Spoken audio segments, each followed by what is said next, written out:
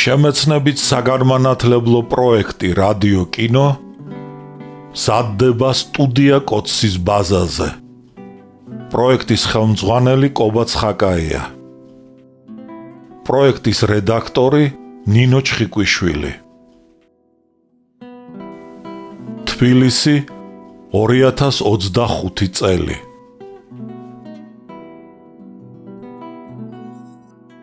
ალექსანდრე ქუთათელი, პირისპირ, რომანი 2 ტომად და 4 წიგნად.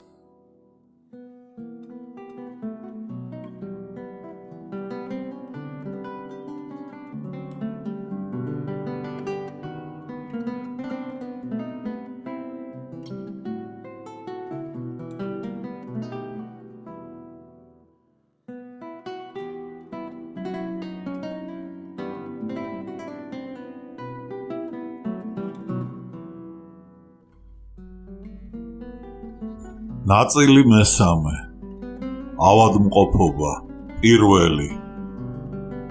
სრულობს ვინც ამტკიცებს სიკვდილისა არა მეშინიაო. ჟან-ჟაკ რუსო. ელენე და მარო სასადილო ოთახში ისხდნენ და საუბრობდნენ. მარო კორნელის სანახავად მოსულიყო, მაგრამ ნასადილებს დაძინებული კორნელი თუმც საღამო ჟამი მოწეულიყო, გაღვიძებას მაინც არ აპირებდა. რა დაემართა იმ ბიჭს ვერ გამიგია, უთხრა ელენემ მაროს. ძილს თავს ვერ ართმევს თუ არ ეღვიძება, დილამდე ასე იძინებს? დასუსტდა და სუნთლად დაილია კაცი, თანაც საეჭვო დახველებს, ყველაფერი სიცხის ბრალია. მარო კორნელის ოთახში შევიდა. საღამო ჟამს ჩაბნელებულ პატარა ოთახში კორნელი ტახტზე გაუხდელად დაწოლილიყო. დაძინებულ გამხდარ და ფერმკრთალ ჭაბუკს მკერდზე დაეწყო ხელები და მიცვალებულსა ჰგავდა. მარო შეკრთა. ოთახში ელენეც შევიდა და ისევ წუწუნს მოჰყვა. რა მოუვიდა არ ვიცი, ჯანი გაუტყდა, დასუსტდა და ნერვები სუნთლად მოეშალა. ბრაზობს, ყველას დასცინის, ეჭხუბება, ორი მდგმური გამიქცია. ახლა ამას საგანგებო კვება ეჭირვება, მაგრამ რა ქნას მარტოკა დათამ, ახლანდელი ჯამაგირი ვის ეყოფა? მართლაც სიფიცხე, სისუსტე, თავბრუ დახვევა და უცნაური გაუთავებელი ძილი დასჩემდა კორნელის. მისი ძილი არ იყო ჯანსაღი. კორნელის ნახევრად ეძინა, ცნობიერება მუშაობას განაგრძობდა, მაგრამ ამიტომ ძილში იგი ნახევრად გრძნობდა ყველაფერს, რაც კი მის ირგვლივ ხდებოდა. აი ახლაც ოთახში ელენეს და მაროს შემოსვლა გაიგო. მათი საუბარი გაიგონა და ადგომა სცადა, მაგრამ კერძზე თითქოს მაჯლაჯუნა აწვებოდა, ვეღარ დგებოდა. ეს ხშირად ემართებოდა მას, კერძზე დაწყობილი ხელები ისე დამძიმებოდა, რომ ადგილიდან ვერ ძრავდა. თვალცრემლიანი მარო გაშტერებით დასცქეროდა გამხდარ და ფერმკრთალ, გულხელ დაკრეფილ თავის ძმას კორნელის. ნელაში ახო ხელი და შუბლზე გამოჟონილი ცივი ოფლი მოსწმინდა. კორნელიმ თვალი გაახილა. უღონოდ გაუღიმა და საწოლზე დაჯდა. გვერდით მარო მიუჯდა. ექიმს ეჩვენე, ურჩია მან. ექიმთან მისვლა ჭირის დღესავით ეჯავრებოდა კორნელის. მეორე დღეს კორნელი გვიანადგა. სააბაზანო ოთახში შევიდა, პირი დაიბანა, კბილები გამოიხეხა, ჩაახველა და ბაკანში ჩააფურთხა. ნახველში სისხლი შენიშნა. შეშინდა, იქნებ ღვიძლიდან, ცხვირის ან ხახის ღრუდან წამომივიდა სისხლიო.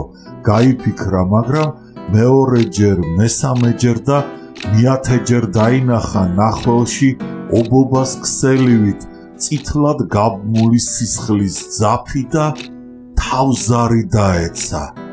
ნელა შევიდა ოთახში, ტახტზე წამოწვა, თავქვეშ ხელები შემოიწყო და ჭერს მიაშტერდა. საიდან გაჩნდა ნახველში სისხლი? ნუ თუ ჭლექი შემეყარა. გაიფიქრა კორნელიმ და ხაფანგში მომწყდეული ნადირივით გაინაბა. როდესაც შიშის ზარმა ოდნავ გაუარა, მან უფრო დალაგებით განაგრძო ფიქრი. ჭლექი რომ აღმომაჩნდეს, ამას ხო აგარაკი, კარგი კვება და კაცრი რეჟიმი დასჭირდება.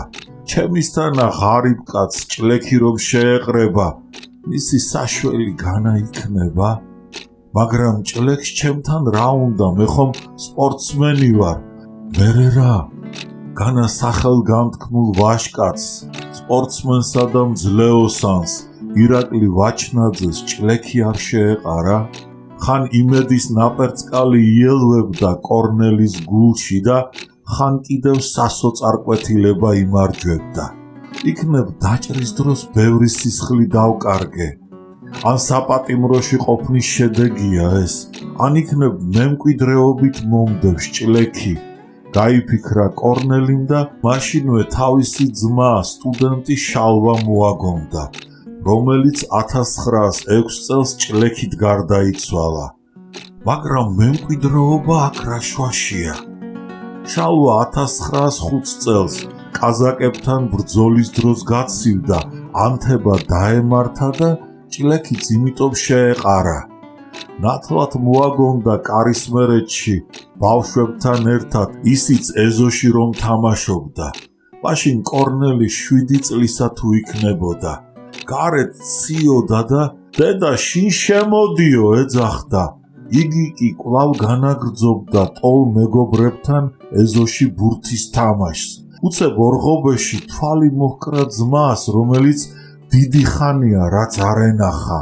ბაყალი გამხდარი ჭაბუკი ნელა და მდუმარეთ უახლოვდებოდა ჭიშკარს. კორნელი სიხარულმა აიტანა და დედას გასძახა. შალვა მოვიდა, დედი! შალვას ეწყინა კორნელის ყვირილი და დატუქსა, რადგან 1905 წელს კაზაკებთან ნაომარი ბრძოლა გადახდილი, გალახული და დაჭლექებული ჭაბუკი საზეიმო შეხვედრისთვის კი არ ბრუნდებოდა შინ, არამედ სამუდამო განსასვენებლად. ეზოში დედა შეეგება და მოეხვია, მაგრამ დადუმებულ და ზეზეულად გათავებული ჭაბუკის სახეს ღიმილი არ გახკარებია. იგი ისე მდუმარედ, გლოვით და ნელი ნაბიჯით ავიდა კიბეზე, თითქო გამხდარ მხრებზე მძიმე ტვირთი აწვებოდა. ძლივს მიაღწია საწოლს, დაწვა და მერმე საწოლიდან აღარ ამდგარა. კორნელის და მის დედასაც წარმოდგენა არ ჰქონდათ მაშინ, თუ რისთვის დაბრუნდა შინ ასე მდუმარე და გულმოკლული შალვა, რა ბრძოლა გადაიტანა, რა ხიფათი და რა სცენი შეჰყროდა და რა უბედურება ღრღნიდა მის გულს. რევოლუცია დამარცხებულიყო და ქვეყნა შავი რეაქცია გამეფებულიყო. კორნელის კარგად ახსოვდა 1905 წელი, როდესაც მისი ძმები, სტუდენტები ევგენი, სტეფანე, შალვა და ამათი მეგობრები და ამხანაგები კარისმერეთში ტერეზას ბინაზე იკრიბებოდნენ, კრებებს მართავდნენ და დიდი აღტაცებით მღეროდნენ. მარსელოზას, ვარშავიანკას. შალვას ისეთი სწორუპოვარი სმენა, მომხიბლავი საამო და ხავერდოვანი ბარიტონი ჰქონდა, გეგონებოდათ ოპერის თეატრის სახელგანთქმული მსახიობი მღერისო. დიდი რევოლუციონერის წულუკიძის ქუთაისიდან ხონში ჩამოსვენებისა და დაკრძალვის დროს, რომელსაც 10,000-მდე კაცი დაესწრო, მომღერალთა გუნდში სწორედ შალვას საამო და ძლიერი ხმა გამოირჩეოდა. შალვა ნამდვილი რევოლუციონერი იყო. კორნელის კარგად ახსოვდა ვაზნებით სავსე ფალასკებით შემორტყმული მისი მკერდი, მოკლე კარაბინი, ხელყუმბარები და ხალათის შიგნით შემოხვეული წითელი დროშა, რომლითაც იგი დასავლეთ საქართველოს დაბა ქალაქებში და სოფლებში გამართულ მიტინგებზე დაიარებოდა. მაშინ მას ღონე ერჩოდა, 3 ვაჟკაცი ვერაფერს დააკლებდა. 1905 წელს შალვას თავისი შეიარაღებული წითელი რაზმი ჰყავდა. იგი თავგამოდებით ებრძოდა აჯანყების ჩასაქრობად დასავლეთ საქართველოში გამოგზავნილ გენერალ ალიხანოვის კაზაკებს. კარგად ახსოვდა კორნელის ტერორისტების მიერ მრეწველის ბოქაულის მოკლა კარისმერეთში და საეგზეკუციო ჩამოსული კაზაკები, პლასტუნები, რომლებიც ტერეზას მეზობელ ეზოში დაბანაკდნენ. დიდი სამუშაო გაუჩნდათ იმ ღამით იულო დურგალს, შალვას, სტეფანეს და მის მეგობრებს. ისინი სარდაფში დაფლულ შვეიცარიული კარაბინებით სავსე ყუთებს იღებდნენ. შალვა მის ყუთები იმავე ღამეს სოფელ კონგურაში აატანინა გლეხებს ურმით. მეორე დღეს ტერეზას ეზოს ჭიშკარს კაზაკები მოადგნენ. ყველანი შეშინდნენ, ალბათ ვიღაცამ გაგვცა და დაგვაბეზღაო. შალვა მამას შეეხვეწა, ჩაიცვი მამაჩემო მუნდირი, გაიკეთე შენი ჩინმენდლები და ისე შეხვდი კაზაკებს. მამამ შვილს მიუგო, რევოლუციონერები და ვაჟკაცები ვართო, რომ იძახით შენ და შენი მეგობრები, მიდით ახლა და თქვენ გაეცით პასუხი. ექიმმა გიორგი მხეიძემ მაინც ჩაიცვა მუნდირი, ორდენებმედლებიანი, რუსულად კარგად მოლაპარაკე მოხუცი რომ დაინახეს კაზაკებმა, ბოდიში მოიხადეს, ჩხრეკას და დაკითხვას თავი მიანებეს და უკანვე გაბრუნდნენ. კორნელიმ შეიტყო, რომ ამ ამბის მერმე შალვა თავისი რაზმით ისევ ებრძოდა კაზაკებს. იგი გურიაში დააპატიმრეს და შემოდგომის ბოლოს ქუთაისში ჩამოიყვანეს. სადგურიდან საპატიმროში გადაყვანის დროს შალვა კაზაკებს სადგურთან გაექცა. დაღმართი ჩაირბინა და ბალახვნის ქუჩაზე გავიდა. უკან მდევრები გამოუდგნენ და თოფის სროლა აუტეხეს. შალვამ ქუჩის ნაპირას თხრილზე დაფენილ ტროტუარს ფილაქანი აჰყარა. თხრილში შეძვრა, მუცელზე ხოხვით კარგა დიდი მანძილი გაიარა და დაობებულ და ბაყაყების სამყოფელ გაყინულ წყალში რამდენიმე საათს დაჰყო.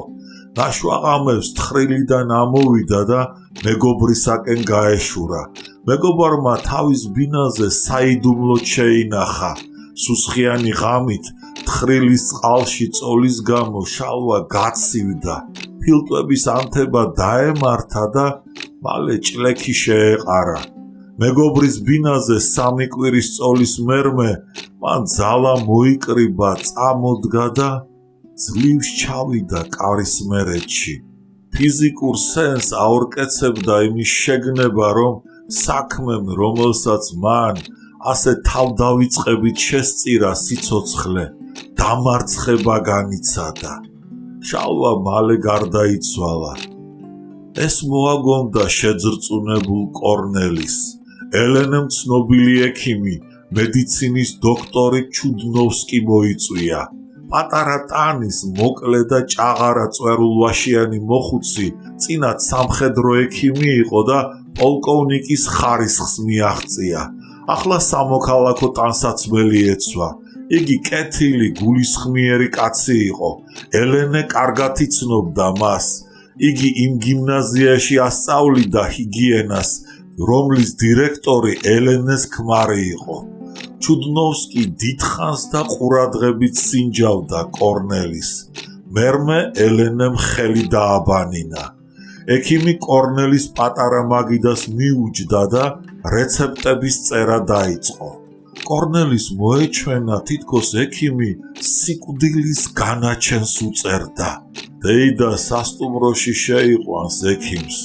ექიმი ყველაფერს ეტყვის მას, მე კი სიმართლეს დამიმალავენ. გაიფიქრა ეჭვით სავსე კორნელიმ და ჩუდნოვსკის აღელვებული, ყრუ და დახშული ხმით კითხა. ექიმო, მითხარით რა მჭირს? ექიმმა სიტყვის დამთავრება არაცალა, სწრაფად შემობრუნდა, გაუღიმა და უთხრა. ბრონქიტი და მძაფრი სისხლნაკლულობა. საჭიროა კარგი კვება, ჭაბუკო. თუთუნის წევას და შევარდენს უთუოდ თავი უნდა გაანებოთ. ივნისის დამლევს კორნელი კარისმერეთში ჩავიდა. დედის სიხარულს საზღვარი არ ჰქონდა და კარგათაც კვებავდა, მაგრამ მშრალმა ხველებამ კორნელის არ გაუარა და საღამოობით სიცხე 37 გრადუსსა და 3 ხაზზე ადიოდა. ტერეზამ შვილი მამის კაბინეტში მოაწყო და არავის არ აძლევდა უფლებას მისი სიმშვიდე დაერღვია. დღისით კორნელი ხანდახან ეზოში გადიოდა და იულო დურგლის მიერ გაკეთებულ და ლურჯად შეღებილ ზურგიან გრძელ სკამზე წვებოდა. ერთადერთი მისი გასართობი ის იყო, რომ იულოს ვაჟს რუსულში გამოცდა გამოყოლებულ ბუჭას და ტერეზას მოჯამაგირეს აგოიას ამეცადინებდა. თანაც იონას და მეზობლის ლუკა მანჯავიძის ლამაზ გოგოს ქეთუას ესაუბრებოდა. ასე გავიდა 2 კვირა. კორნელის უკეთესობა მაინც არ დაეტყო და როცა საღამოს ჟამს სიცხე აუწევდა და ყრუ და გაუთავებელ ხველას მოხვებოდა, დედას და იონას გული უკვდებოდათ. ადექი კაცო, სულ ასე უმოძრაოდ წოლამ თლად დაგასუსტებს და ავადმყოფობა მოგერევა. წამოდი მდინარის პირას გავისეირნოთ, მერე მთაშუბაზე ავიდეთ. ზეკარის ჰაერი ჩაყლაპე და აბა ნახე თუ არ გამოკეთდე, ურჩევდა იოანე. მაგრამ შავი ფიქრებით გატანჯული კორნელი ვარზე იდგა და შინ წოლას და მარტო ყოფნას განაგრძობდა. იგი შეშინებული, გაოგნებული, ნებაწართმეული იყო და არც კითხვისა და არც წერის თავი არ ჰქონდა.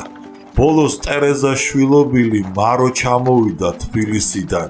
მან ტერეზამ და იონამ თათბირი გამართეს და ადგილობრივი ექიმი პოლიკარპე ვაწაძე მოიწვიეს. ექიმმა ჰაერის გამოცვლა, აბასთუმანში ჩასვლა ურჩია კორნელის. მალე სტეფანეც ჩამოვიდა კარისმერეთში. მან თავისი ცოლი კატო, ცოლის ძმა და ცოლის და აბასთუმანში გაისტუმრა. შეკაცო, ღვიძლი ძმა ამ დღეშია და ჯანმრთელ ცოლ-ძმას აგზავნი აბასთუმანში, უსაყვედურა იონამ. კორნელის ავადმყოფობა არ ვიცოდი, დარცხვენით მიუგო სტეფანემ. ბოლოს მან აბასთუმანში კორნელის გამგზავრებისათვის საჭირო თანხა გადასცა დედას, მაგრამ კორნელი ისე იყო დასუსტებული, რომ აბასთუმნამდე მარტო ვერ იმგზავრებდა. მარო და კორნელი დომენტი ხვედელიძემ ჩაიყვანა ურმით სადგურში. ურმით მგზავრობამ ისე დაქანცა კორნელი, რომ ფეხზე დგომა უჭირდა და ბაქანზე კედელთან დალაგებულ ბარგზე დაჯდა. მარო ბილეთის საყიდლად წავიდა. ხაშურში ბორჯომისაკენ მიმავალ მატარებელში გადასხდნენ. მატარებელი დილით ადრე ჩავიდა ბორჯომში. მარო ქალაქში ეტლის დასაჭერად წავიდა. კორნელი კი ბარგზე დაჯდა. ყვარს ნაძვითა და ფიჭვით დაფარულ მთებს გახედა.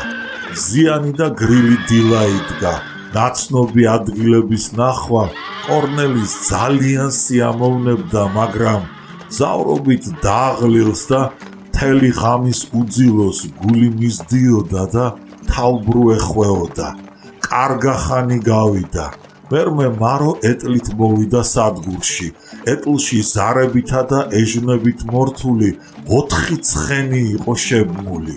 მეტლე შაულვაშიანი, შავგვრემანი და გრუზა კაცი იყო. მაროს გარდა ეტლში ერთი პატარა ცისფერთვალება ქერა და კოხტა რუსი ქალი და მისი შვილი, გამხდარი და ფერმკრთალი სტუდენტი ისხდნენ. მეეტლემ კორნელის ჩემოდანი და ბარგი ეტლს უკან მიაკრა. ქალებმა რბილის კამი დაუთმეს ავადმყოფს, თვითონ კი წინ მაგარ სკამზე დასხდნენ. მეეტლემ დასტვინა, კუდგამოსკვნილი, გავაჩასუქებული ახალციხური იორღები დასძრა და მტკვრისპირას მიმავალ გზას დაადგა. მერმე ბორჯომ ბაღი, ლიკანის სასახლე გაიარა და ერთმანეთზე მიჯრილ ტყიან მთებს შუა შევიდა. კორნელის სანდრო ხოტივართან ერთად ბატარეის ცხენებით აქ გასეირნება, ძმასთან ევგენისთან შეხვედრა, დაუვიწყარი მეგობრის გრიგოლ ცაგურიშვილის ჯავახეთიდან ბორჯომში ჩამოყვანა მოაგონდა და მოეწყინა. კაეშნიანი თვალებით შეხედა მის წინ მჯდომ ჯანმრთელ ლოყებწითელა, ხალისით სავსე და მოტიკტიკე მაროს, რომელსაც ჭლექიანი სტუდენტის დედასთან, კეთილ და გულისხმიერ ქალთან დამეგობრება მოესწრო. კორნელი სევდიანი თვალებით აკვირდებოდა ბორჯომის ლამაზი ხეობით და დილის გრილი და საამო ჰაერით გამოცოცხლებულ მაროს. ის გამოხედვაში დამ საყვედური ამოიკითხა. მაშინვე შესწყვიტა სიცილი. პალტოს კალთები ამოუკეცა მუხლებზე კორნელის. საყელო აუწია, უთხრა: "ცივი ქარი ქრის და არ გაცივდე."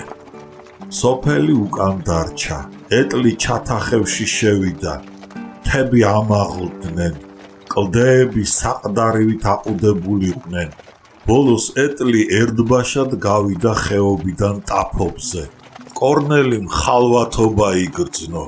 ცხენები შენით შეუდგნენ აღმართს და ახლა დაღლილთ აბეზარი ზარებისა და ეჟვნების შღრიალიც აღარ ამხნევებდა. მალე აწყურიც გამოჩნდა. გზავრები დუქნების წინ ეტლიდან ჩამოვიდნენ. კორნელი განცვიფრებით გასცქეროდა მტკვრისპირას კლდეზე აგებულ ციხეს.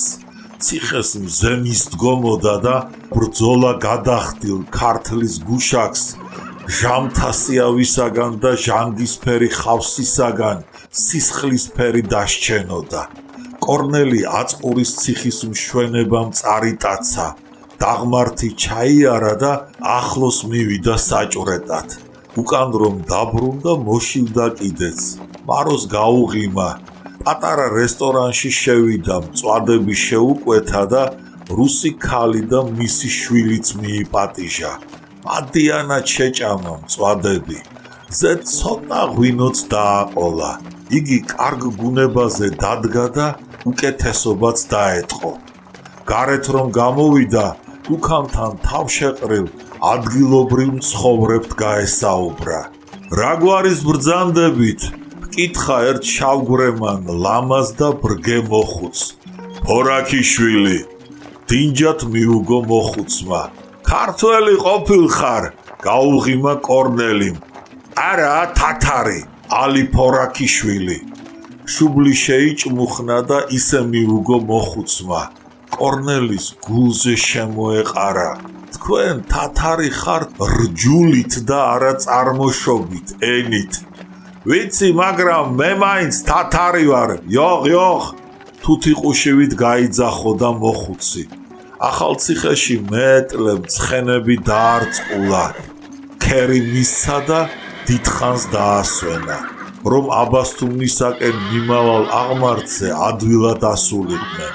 კორნელი და მარო ნელი ნაბიჯით წავიდნენ ციხისაკენ. ახალციხემაც წარუშლელი შთაბეჭდილება მოახდინა კორნელიზე.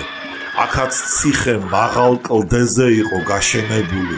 ძველ ქალაქს გარსული და ქვითკირის სამი ზღუდე. ახალციხის გარშემო წალკოტი, ბაღები, ბოსტნები და ვენახები გადაშლილიყო. ოდესღაც აქ იჯდა მთავარი, რომელსაც ქართველები ათაბაკს უწოდებდნენ. უხსნიდა კორნელი მაროს. ციხის ქვეშ კლდეებს მდინარე ფოცხოვი და მტკვარი აწყდებოდა. მათი ტალღების ლაღი დინება სისხლის წვიმების დღეებს, განულილ ბრძოლებს აგონებდა კორნელის. ქალაქის ქუჩებში სამხედრო პირები და ჯარისკაცების სიმრავლემ განაცვიფრა კორნელი. მან ერთ ნაცნობ ოფიცრისაგან, კიკნაძისაგან შეიტყო, რომ ახალციხის გარნიზონის უფროსად პოლკოვნიკი ჯიბო მაყაშვილი დაენიშნათ. ალექსიძის ბატარეяც აქ არის, უთხრა კიკნაძემ კორნელის. იგი გუშინ ადიგენის რაიონის აჯანყებული გლეხების წინააღმდეგ გაგზავნეს. მეტლე აბასთუმანში ჩასვლას აგვიანებდა. ქალაქში ხეტიალით დაღლილი კორნელი ერთსართულიანი პატარა სახლის წინ გრძელ სკამზე დაჯდა. პარო თავზე დაადგა, გაუღიმა და ჰკითხა: კორნელი, იცი შენ ფერი მოგივიდა. გაცილებით უკეთ გამოიყურები ვიდრე ხაშურსა და ბორჯომში. მზე ჩასასვლელად გადახრილიყო, როცა მგზავრები ეტლში ჩასხდნენ. მეტლებს სამხედრო ფურგონებით სავსე ხიდზე გაიყვანა ეტლი. ციხეს და კლდეებს ჩაუვარა. მალე ზარების, ზანზალაკებისა და ეჟუნების შეთანხმებული ჟღარუნით ეტლი ახალციხის ჭალაზე გავიდა. ირგვლივ ბაღები, ბოსტნები, ყანები და მწვანე მთის კალთებზე სოფლები გამოჩნდნენ. მგზავრებმა კიდევ ერთი აღმართი აიარეს და როცა სოფელი ვარხანი უკან ჩამოიტოვეს, თითქოს სასწაული მოხდაო. კორნელიმ ზედაზედ მაგრა დაახველა და ნახველი ისე უხვად ამოიღო, რომ შვება იგრძნო. რუსი ქალი, მისი შვილი და მარო გაოცებით მისჩერებოდნენ მას. კორნელი მაროს გაუღიმა და მიახარა. თითქო ფილტვები გამეწმინდა, თავისუფლად სუნთქავ. ახალციხელი მეტლე იოსებ ქასიტაშვილი შემობრუნდა და კორნელის უთხრა: ასე იცის აბასთუმნის ჰავამ, კიდევ 2-3 დღე და მორჩა თქვენი ავადმყოფობა. მერმე მათრახი წინ გაიშვირა და დასძინა. აგერ ერთი აღმართი და მივედით კიდეც. მგზავრებმა წინ გაიხედეს და წიწვიანი ტყით დაფარული შავნაბადა მთები, აბასთუმნის ხეობა დაინახეს. ამ დროს მზე ჩავიდა კიდეც. ეტლი აბასთუმნის ხეობაში შევიდა. აბასთუმნის პატარა მდინარის მარჯვნივ და მარცხნივ ქუჩის პირას პატარა ეზოიანი კოხტა სახლები ჩამწკრივებულიყვნენ. აივნებიდან და სარკმლებიდან ნავთის ლამპები ბჟუტავდნენ. ქუჩაში ბნელოდა, სრული სიჩუმე და მყუდროება სუფევდა. მხოლოდ პატარა ჩქარი მდინარე ავსებდა ხეობას თავისი ხმაურით და ახალციხიდან მომავალ ეტლში შემული ცხენების, ზარებისა და ეჟუნების ჟღარუნით. აბანოებისაკენ მიმავალ ხიდთან რამდენიმე კაცი იდგა და ხმამაღლა ლაპარაკობდა. მეტლეს ნელი ნაბიჯით მიჰყავდა ახლა ცხენები. აღარ თავდებოდა ხეობა, პატარა მდინარის გასწვრივ გაჭიმული დაბა. ხიდთან მდგარ ჯგუფს კარგად ჩასკვნილი ახალგაზრდა ოფიცერი გამოეყო. მეტლე გააჩერა და ეტლში შეიხედა. მარო მოეწონა, გაუღიმა და უთხრა: კეთილი იყოს ქალბატონო თქვენი მობრძანება აბასთუმანში. იგი დასვამი იყო. კორნელი მაშინვე იცნო კარისმერეთელი მეფურნის, ახოვანი, მსუქანი და ელამი ჩოხოსანი კაცის პართენ მენჯავიძის შვილი დავითი, დათიკო, როგორც ეძახდნენ ბავშვობაში. გამარჯობა დათიკო, საიდან სადაო? კორნელი? შეზახა შეზარხოშებულმა ოფიცერმა. იცნობდე, ეს ჩემი და. გააცნო კორნელი მარო. დათიკომ დიდის ამბით, თავაზითა და მორიდებით ჩამოართვა ხელი მაროს. შენ დიდი ხანია აქა ხარ? კითხა კორნელიმ. 2 თვე იქნება, მიუგო დათიკომ. აქ რა გინდა? აქ ჩვენი რაზმი დგას, ძმაო. შემთხვევით ჩემი რძალი კატო ხომ არ შეგხვედრია? საცხოვრობს თუ იცი? როგორ არ ვიცი, სულ ერთად ვართ, მიუგო დათიკომ. მეგობრებს დაემშვიდობა, ეტლის საფეხურზე დადგა და მე ტლე შეზძახა. მიდი პირდაპირ იარე.